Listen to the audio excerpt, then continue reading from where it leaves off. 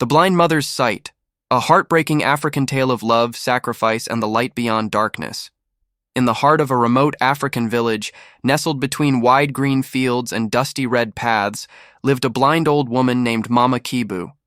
Her world was wrapped in darkness, but to her it was never empty, because her only son, Zubo, was her eyes, her hands, and her hope. Mama Kibu had been blind since her youth. People in the village often whispered behind her back and mockingly called her the blind old witch, but Zubo never let the cruelty touch her heart. Every morning he would kneel before her and say, "You are the most beautiful mother in the world," and she would smile with tears that never dried. Zubo was only 15, but the weight of a grown man was on his shoulders. He woke up before the roosters, chopped wood, fetched water from the distant stream, prepared food for his mother, and told her stories under the stars to help her sleep. Life was hard, but their love was pure, unbreakable. Every night before bed, Mama Kibu would gently place her hand on his head and whisper, "My son, light is not seen with the eyes. It is felt with the heart." One dusty afternoon, a stranger rode into the village on a motorbike. He wore city clothes, spoke big words, and carried a shiny black suitcase. He told the villagers he was a doctor from the city and that he could cure blindness with just the right treatment, but it was expensive. Mama Kibu laughed softly. "Cure my blindness? What nonsense!" But Zubo listened. The doctor pulled Zubo aside.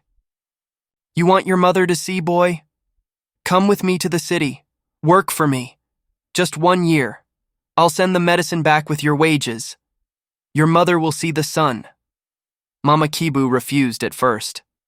"I don't need eyes to love you, my child." But Zubo held her hands and said, "Ma, for once in your life, I want you to see the stars I see. The sunrise, the smile on your own face. Please let me go." With a heavy heart, she agreed. That evening, he packed his few clothes, hugged her tightly, and said, "When I return, you will see the sun rise with me." Then he disappeared with the man into the orange horizon.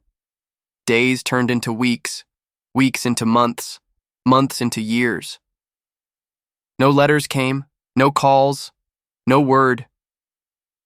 But Mama Kibu, every morning, would sit outside her hut, face toward the east, and whisper to the wind, "He will return. My Zubo will return today." The villagers mocked her. "Still waiting for that boy? He's gone, forgotten you." But she held her faith like a shield.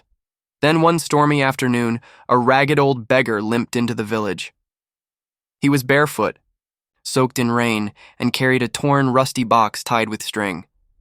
He stood silently in front of Mama Kibu and said, "This is for you, from the city, from your son." Trembling, she opened the box. Inside was a folded letter, a worn-out photo, and a small bottle wrapped in cloth. The letter was written in a shaking hand. It read, "My dearest Ma, that man was no doctor. He sold me to a factory far away. I work in fire. My hands are burned. My eyes can no longer see. I am sick, but I kept working, for you. Every coin I earned, I saved for your medicine. This is the last thing I could send before my body gave up. Forgive me, Ma. You will see the sun, even if I never can again." Mama Kibu clutched the photo. It was of Zubo, face smeared with ash, hands blistered, but smiling. The entire village stood in silence. Some cried, others knelt.